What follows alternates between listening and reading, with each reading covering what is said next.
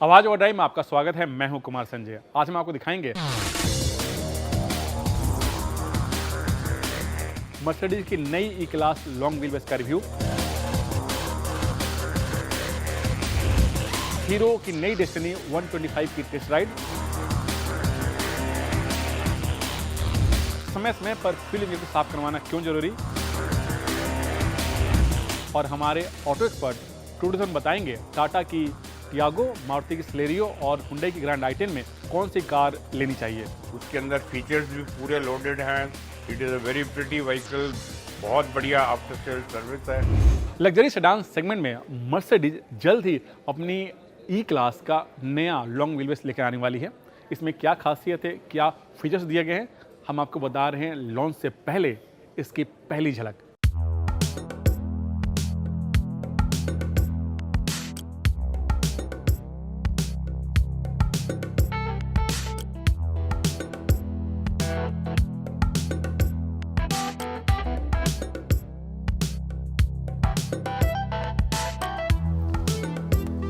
Mercedes की नई ई class आपके सामने है, जो जल्द ही लॉन्च होगी। और मैं बताऊं कि मर्सिडीज के पोर्टफोलियो में सबसे ज़्यादा बिकने वाली ये सेडान कार है और ये पहले के मुकाबले ज़्यादा पावरफुल है।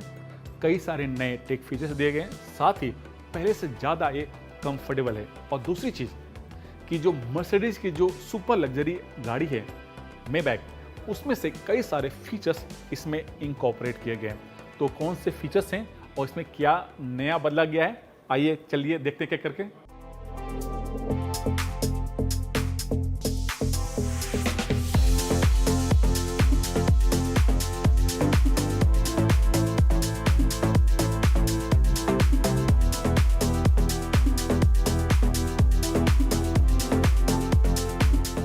नई ई क्लास का पहले आप साइज सुन लीजिए। तो ये पहले के मुकाबले ज़्यादा लंबी है, ज़्यादा हाइटेड है और जो इसका व्हील बेस है वो भी पहले से बढ़ गया है। जी हाँ, अब जो इसका व्हील बेस का साइज है 3094 mm, यानी पहले के मुकाबले करीब 15 mm जो इसका व्हील बेस साइज है बढ़ गया है। जो इसका लेंथ है उसमें करीब 14 mm बढ़ोतरी की गई है और जो इसका हाइट है उसमें आपको 13 mm थोड़ा सा बढ़ गया है। और इसी वजह से जो इसमें आपको अंदर में जो स्पेस मिलता है, जो इंटीरियर स्पेस है, ओहो मत पूछिए। सबसे ज़्यादा सेडान कार में जो कंफर्ट मिलेगा वो आपको ई क्लास में मिलता है। लेकिन उससे पहले जान लेते हैं इसका जो फ्रंट लुक है उसमें क्या बदलाव किया गया है।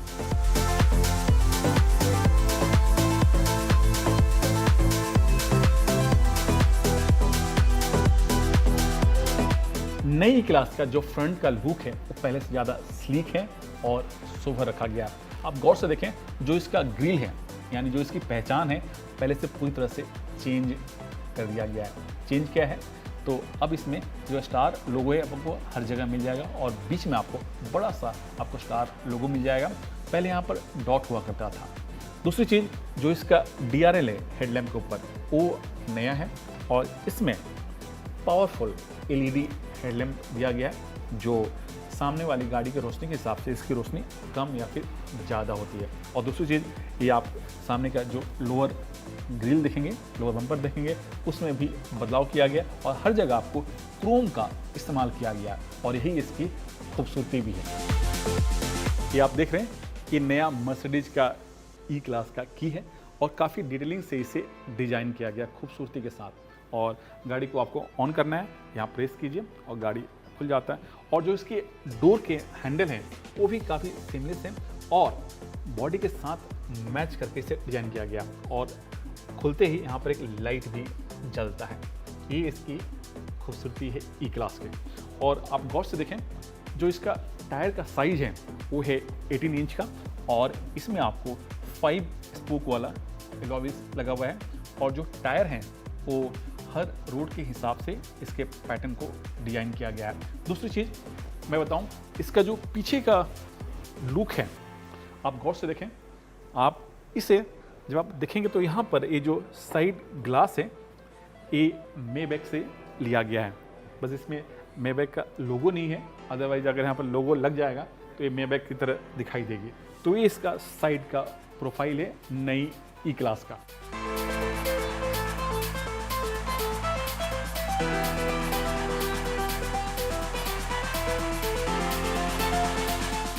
नई ई क्लास का जो रियर लुक है कुछ इस तरह का दिखता है, और आप इसमें एक चीज़ गौर करेंगे, जो इसका टेल लैम्प का डिज़ाइन है उसे भी नया शेप दिया गया, नया डिज़ाइन दिया गया। और इस नया डिज़ाइन में एक चीज़ आप देखेंगे, ये जो लाइट जल रहा है ठीक जो मर्सिडीज का जो स्टार लोगो है उससे इंस्पायर है। दूसरी चीज़, आपको बूट खोलना है। बूट खोलने के बाद यहाँ पर आपको करीब 3 लीटर का बूट स्पेस मिलता है, और इसके नीचे स्पेयर व्हील का भी ऑप्शन यहाँ पर दिया गया है, जो आप यूजुअली आप अगर ब्रेकडाउन होती है गाड़ी तो आप इसे इस्तेमाल कर सकते। बंद करना है, आप यहाँ से प्रेस कीजिए और ये गाड़ी बंद हो जाती है। लेकिन मैनुअल क्लोजिंग और ओपन करने के साथ साथ इसमें गेस्चर फीचर्स भी इस गाड़ी में दी गई है।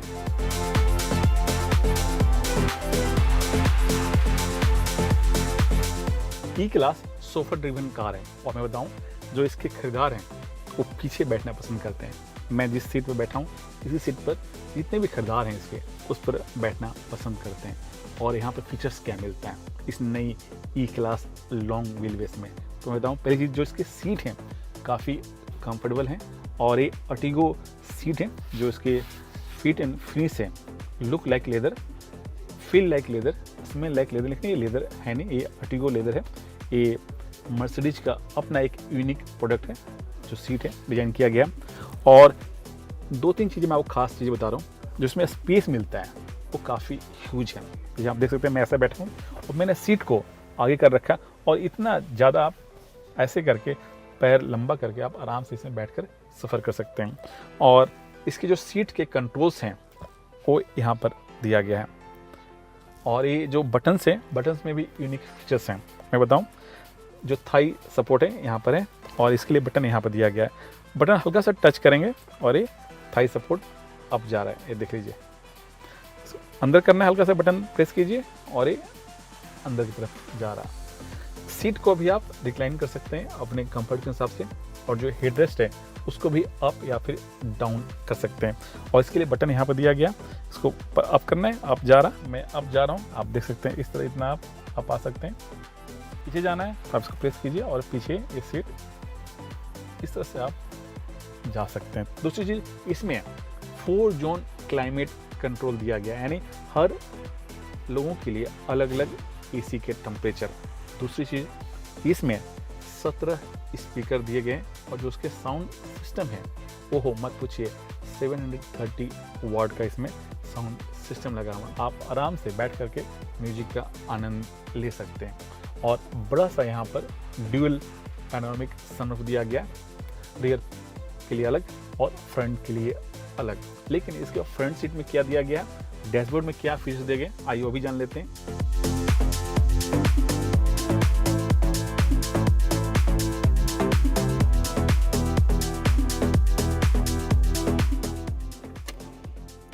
तो ये है नई ई क्लास लॉन्ग व्हील बेस का interior.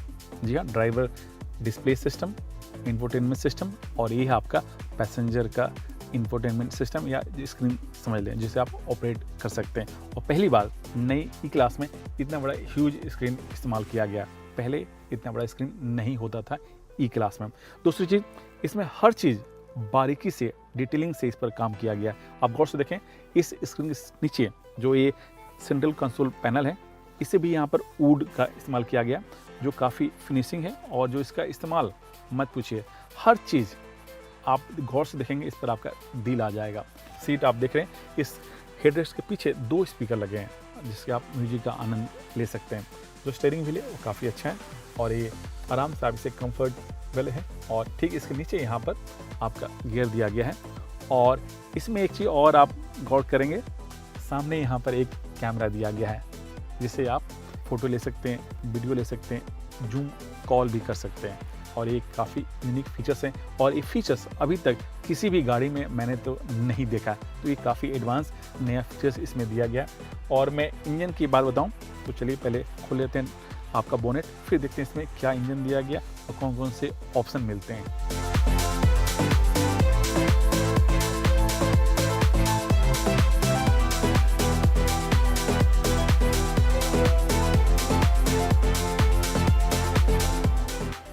Class long wheel base में आपको 2 इंजन के ऑप्शन मिलते हैं। पहला है पेट्रोल और दूसरा है डीजल, और दोनों में ही आपको 2 लीटर का इंजन का ऑप्शन मिलता है। मैं आपको दिखाता हूँ, ये आपका सेटअप है और यहाँ से आपने बोनट खोला और ये आपका इंजन है।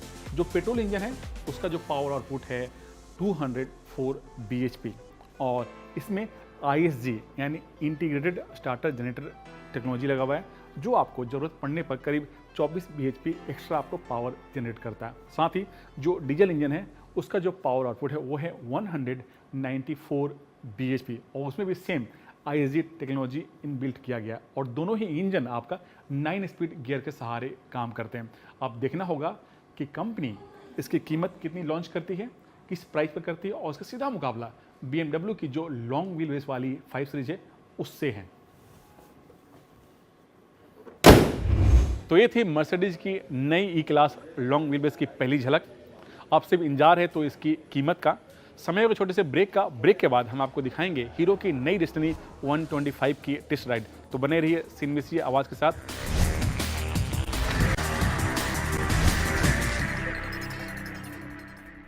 आवाज़ और ड्राइव में आपका फिर से स्वागत है।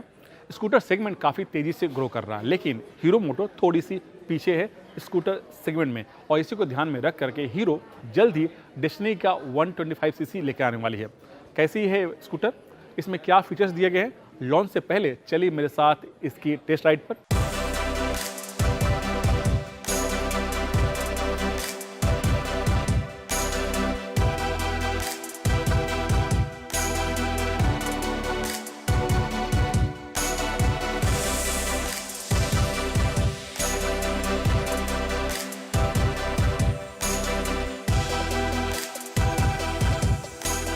हीरो की नई डेस्टिनी आपके सामने है, और ये पूरी तरह से नई है। नई इसलिए क्योंकि इसमें इंजन, प्लेटफॉर्म, डिज़ाइन और जो इसका स्टाइलिंग है, जो फीचर्स हैं, सब कुछ इसमें नया दिया गया है। वैसे ये पहली बार 2018 में लॉन्च हुई थी, और पिछले 6 सालों में इसकी जो मार्केट वैल्यू है काफ़ी अच्छा है। और इस स्कूटर के बारे में बताने से पहले मैं थोड़ा सा आपको स्कूटर सेगमेंट के बारे में बता दूँ कि भारत में जितने भी 2 व्हीलर बिकते हैं उनमें से करीब 30% हिस्सेदारी स्कूटर का है। तो आप समझ सकते हैं कि कितना बड़ा मार्केट है स्कूटर का। और जो 125cc वाली जो कैटेगरी है उसका करीब 45% से भी हिस्सेदारी है ज़्यादा। तो आप समझ सकते हैं ये जो सेगमेंट वाली जो कैटेगरी वाली बाइक है, स्कूटर है डेस्टिनी, वो कितना हीरो के लिए इम्पोर्टेंस है।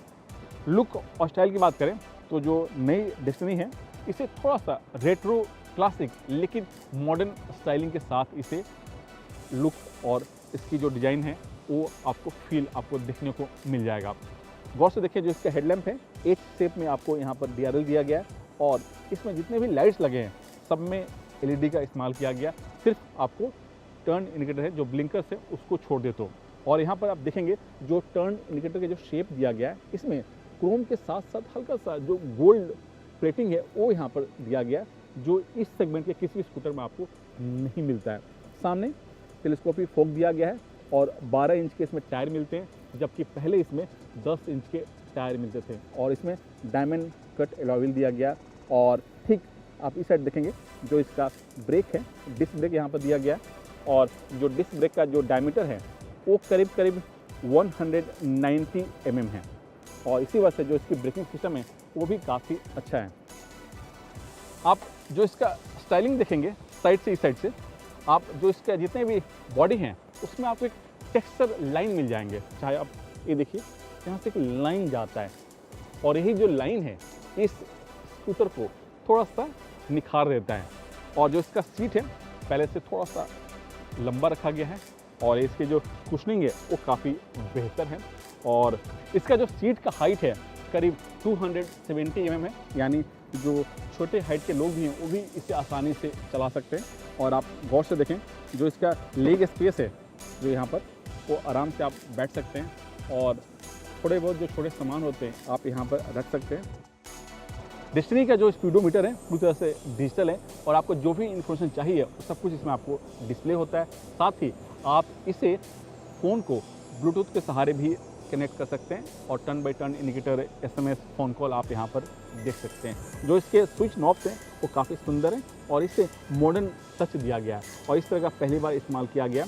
और आप राइट साइड में देखेंगे जो इसके ICS बटन हैं, जो DRL और लाइट्स के जो टॉगल बटन दिए गए वो काफ़ी खूबसूरत है। और जो स्टार्ट बटन है इसमें एक और खासियत है कि इसमें आपको एक छोटा सा लाइट दिया गया जो रात को जलता है तो बहुत ही खूबसूरत लगता है। और यहाँ पर इसका स्टार्टिंग सिस्टम दिया गया, की है, आपको seat lock, fuel filler cap का लॉक, हैंडल लॉक, सब कुछ इसमें आपको इनकॉर्पोरेट किया गया है।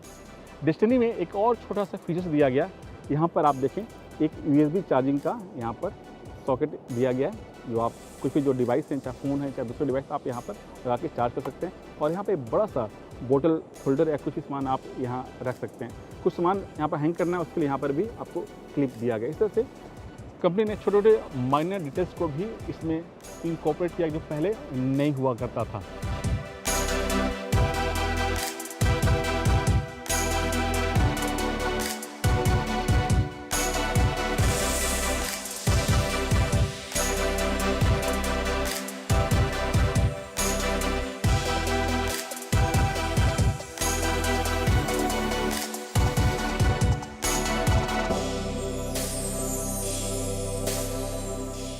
डेस्टिनी की इंजन की बात करें तो इसमें नया 125 सीसी का सिंगल सिलेंडर इंजन दिया गया, जिसका पावर आउटपुट है करीब 9 bhp, वो भी 7000 RPM पर।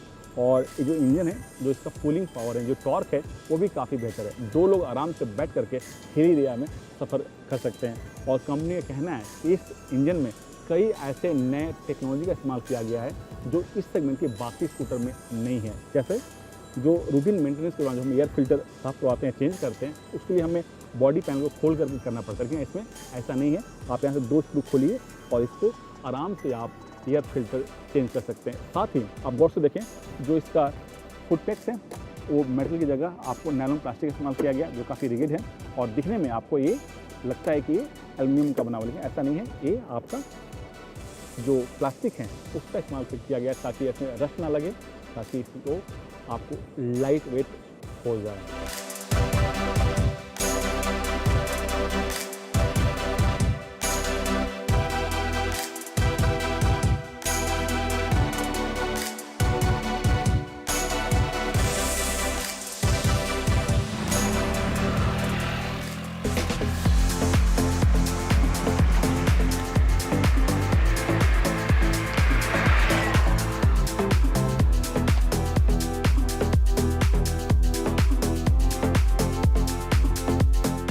नई डेस्टिनी की जो हैंडलिंग है वो काफ़ी बेहतर है और उसके पीछे वजह है जो इसका व्हील बेस का साइज़ है पहले से करीब 57 mm ज़्यादा है। और इसी वजह से जब हाईवे पर चलाते हैं तेज़ स्पीड, उसमें भी जो इसकी रोड पर ग्रिप है वो काफ़ी बेहतर है।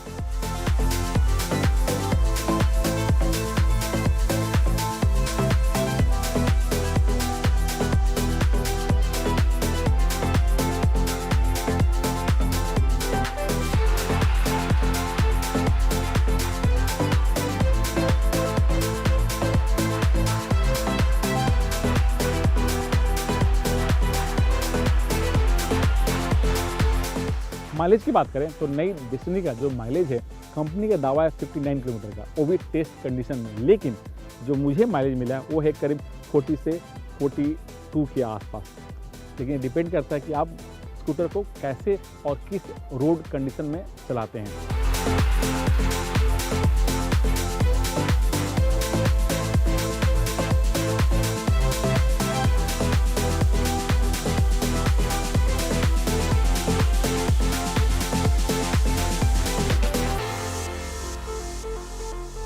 परफॉर्मेंस और फीचर्स के लिहाज से नई डेस्टिनी का जो सीधा मुकाबला है वो होंडा एक्टिवा 125 से है, टीवीएस की जुपिटर 125 से है, यामाहा की फेसिनो से, और जो मेन जो इस सेगमेंट में लीडर है सुजुकी एक्सेस उससे है। अब देखना होगा कि कंपनी इसकी प्राइस कितनी रखती है। समय समय पर इंजन में लगे फ्यूल इंजेक्टर को साफ करवाना क्यों जरूरी है और इससे इसकी परफॉर्मेंस और माइलेज पर कितना असर होता है, जानने के लिए देखिए हमारा खास segment tip of the week. Fuel injector साफ होने से हर सिलेंडर में फ्यूल बराबर मात्रा में जाता है, जिसकी वजह से इंजन में फ्यूल ठीक से जलता है और इंजन को सही पावर मिलता है। इंजन में फायरिंग अच्छे से होने से फ्यूल वेस्ट नहीं होता, इससे माइलेज तो बढ़ती ही है, पॉल्यूशन भी कम होता है। कंबशन सिस्टम में एयर और फ्यूल की मात्रा सही जाने से अच्छे से फायरिंग ठीक से होती है। इस वजह से पावर की डिलीवरी स्मूथ रहती है, साथ ही जर्की मूवमेंट नहीं होती। कंबशन सिस्टम सही से काम करने से साइलेंसर की लाइफ भी बढ़ जाती है, क्योंकि आजकल सभी इंजन एग्जॉस्ट गैस रिसर्कुलेशन यानी EGR टेक्नोलॉजी पर काम करते हैं। इंजन के कंबशन सिस्टम में अच्छे से फ्यूल जलता है तो एमिशन कंट्रोल में रहती है। फ्यूल इंजेक्टर चोक होने पर गाड़ी ब्लैक धुआं छोड़ती है, इससे पॉल्यूशन भी ज्यादा होता है। इसलिए तय समय पर फ्यूल इंजेक्टर को जरूर साफ करवाएं। फ्यूल इंजेक्टर को समय पर साफ नहीं करवाने पर ये चोक हो जाता है और इसे समय से पहले बदलना पड़ता है। इससे पैसे की बर्बादी तो होती ही है, साथ ही गाड़ी की परफॉर्मेंस पर भी खराब असर पड़ता है। समय हो गया छोटे से ब्रेक का। ब्रेक के बाद हमारे ऑटो एक्सपर्ट टूडू बताएंगे टाटा की टियागो, मारुति की सेलेरियो और हुंडई की ग्रैंड i10 में कौन सी कार लेनी चाहिए। साथ ही उन तमाम सवालों का जवाब देंगे जो आप हमें आवाज ओवरड्राइव के ऑफिशियल फेसबुक पेज पर पूछते हैं।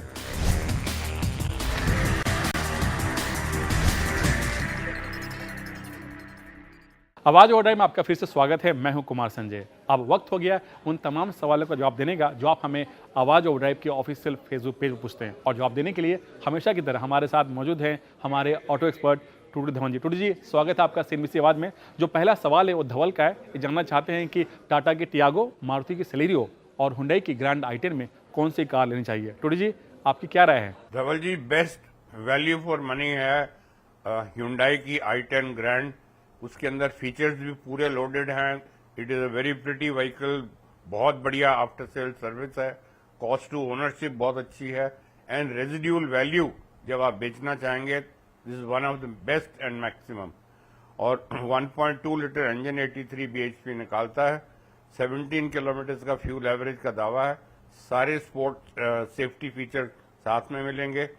AMT प्लस CNG तब आप लीजिए जो आप महीने के अंदर कम से कम 4-5 हजार किलोमीटर चलाना हो तो, otherwise it is waste of investment. And 5.92 lakh से शुरू होती है और टॉप मॉडल है 9.12 लाख। दूसरा सवाल स्कूटर पे है। इनका नाम है विनोद और ये जानना चाहते हैं कि TVS की जेस्ट, TVS की जुपिटर और होंडा की एक्टिवा, इन तीनों में से कौन सा स्कूटर लेना चाहिए। टूडू जी, आप इन्हें कौन सा स्कूटर लेने की सलाह देंगे। विनोद जी, आपको जो मैं स्कूटर बता रहा हूँ उससे बेटर अब कोई स्कूटर नहीं आपको मिलेगा, क्योंकि उसके अंदर फीचर्स इतने ज्यादा हैं कि it will pull you towards the scooter. ये जो नया स्कूटर जुपिटर निकाला है TVS का, वो 125 cc का जो पहले होता था, वो उसी के अंदर उन्होंने 110 cc का इंजन लगा दिया है जो 8 bhp देता है और साथ में फीचर फील्ड है, जिसका मतलब ये है कि जो फ्यूल टैंक है that is now under your feet और उसका फिलर सामने हैंडल बार के नीचे आ जाता है। 12 इंच के उसके व्हील्स हैं फॉर स्टेबिलिटी। 33 लीटर्स का अंडर द सीट कंटेनर है जिसके अंदर 2 हेलमेट बड़े आराम से आ जाते हैं।